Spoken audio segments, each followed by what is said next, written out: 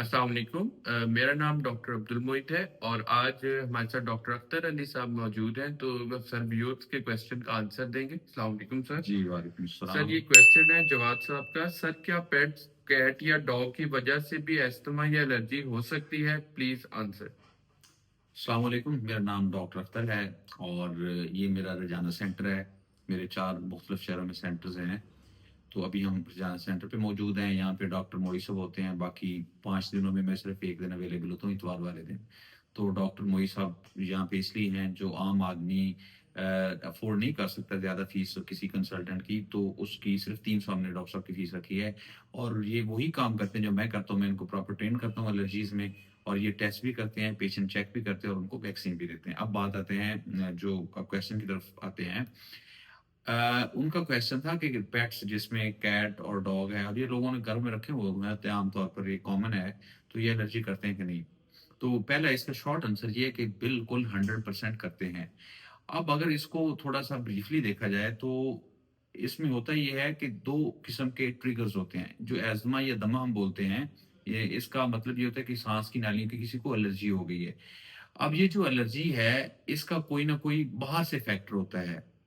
मतलब जो एलर्जी है जिसको हम अस्थमा या दमा बोलते हैं, ये अंदर की बीमारी नहीं होती, इसका कोई बाहर ट्रिगर फैक्टर होता है।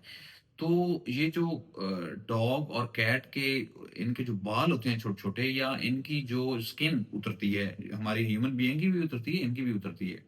तो वो जो स्किन इसके हवा के अंदर शामिल हो जाती है, घर के अंदर शामिल हो जाती है, तो उस वो भी एक ट्रिगर फैक्टर होती है। अब 2 तरह के ट्रिगर फैक्टर होते हैं अस्थमा में। एक होते हैं स्पेसिफिक ट्रिगर फैक्टर, एक होते हैं नॉन स्पेसिफिक ट्रिगर फैक्टर। तो ये जो कैट और डॉग हैं, और इनके ये जो मैंने बात की है, इनकी जो ऊपर से स्किन उतरती है और इनके जो बाल उतरते हैं, इनको हम कहते हैं स्पेसिफिक ट्रिगर फैक्टर। कुछ होते हैं नॉन स्पेसिफिक ट्रिगर फैक्टर, जिसमें ठंडी हवा शामिल है, जिसमें धुआं शामिल है, जिसमें खुशबू शामिल है, तो इसको हम कहते हैं नॉन स्पेसिफिक ट्रिगर फैक्टर। तो स्पेसिफिक हूं या नॉन स्पेसिफिक हूं, ये डेफिनेटली एज्मा को खराब करते हैं। अब अगली बात है कि जिसको एलर्जी या अस्थमा है, अगर वो फॉर एग्जांपल ना निकाले, तो उसको क्या करना पड़ेगा? अगर वो कुत्ता या बिल्ली अपने घर से नहीं निकालता, तो उसको लाइफ लॉन्ग मेडिसिन इस्तेमाल करनी पड़ेगी, इसमें कोई दो राय नहीं। तो अगर आप चाहते हैं कि अगर आपको अस्थमा है और आपके घर में इस तरह के पेट्स हैं, तो उनको निकालना बहुत ज़रूरी है। क्यों? इस पे एक रिसर्च हुई थी। उन्होंने देखा था कि जिन लोगों ने घर में बिल्ली रखी हुई है, उन्होंने मुख्तलिफ वक़्फ़े से उस बिल्ली को निकाला। 1000 या 1200 का सैंपल था। तो उसमें देखा ये गया कि कम से कम 6 माह तक, यानी आप फॉर एग्ज़ाम्पल आज आपने बिल्ली निकाल दी, ये नवंबर की 2 तारीख आज हो गई है।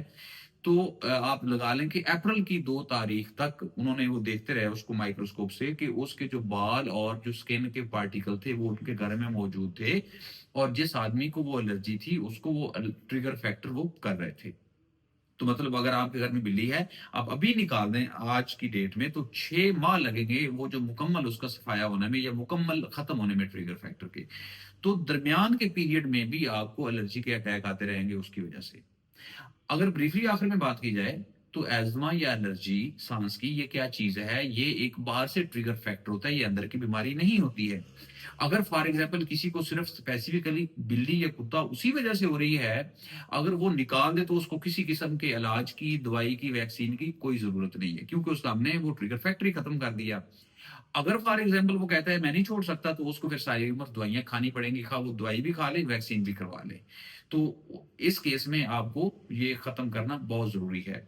अगर कोई और क्वेश्चन हो किसी भी टॉपिक पे, हो मोस्ट वेलकम, आप नीचे कमेंट्स में लिखें, मैं कोशिश करूँगा कि आपको रिप्लाई करूँ। उससे पहले डॉक्टर साहब से मैं पूछ लेता हूँ, आप बताएँ डॉक्टर मोईन, कोई क्वेश्चन सर है? मैंने पूछना था कि ये जो कैट्स एंड डॉग है, हुँ, हुँ। इनके स्पेसिफिक एलर्जन के हम इम्यूनोथेरेपी की तरफ अगर जाएं, तो इसका कितना प्रोटोकॉल और क्या है? हाँ, अब इसमें ये बड़ा ज़बरदस्त क्वेश्चन किया डॉक्टर मोईद ने। अब इसमें पॉइंट ये है कि जो हमारे पास ट्रिगर फैक्टर्स जो हमारे पास पाकिस्तान में मौजूद हैं, हमारे पास पोलन्स के खिलाफ हैं, कोई 7-8 हैं, उसमें मुख्तलिफ है, शहतूत है, कीकर है, वो हमारी लिस्ट नीचे हम लगा देते हैं, आप वो देख लें।